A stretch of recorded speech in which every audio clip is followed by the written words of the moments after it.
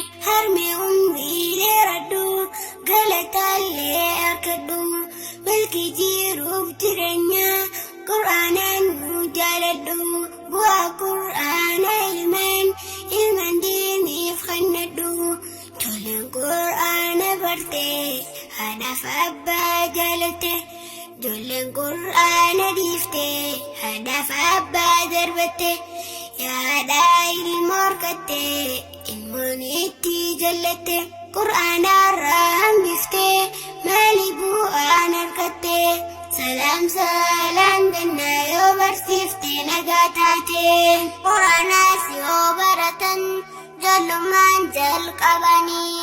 ijoollummaa waa barachuuf markazuumaa geessanii jeessitee narra nafin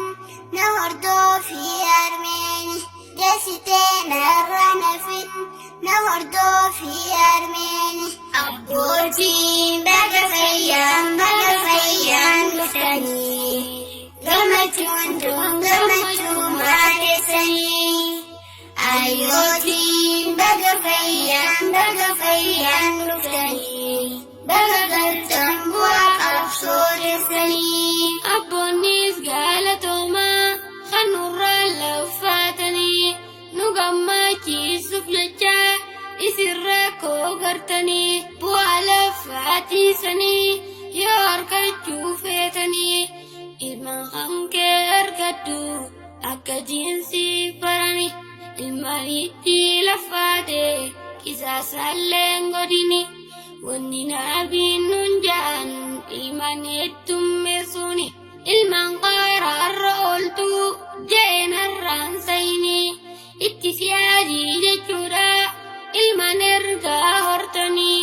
salaam jennaan ijoolleeni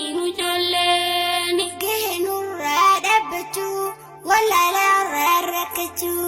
bara dhuufaa fi dabraa wallaalaarraa rakkachuu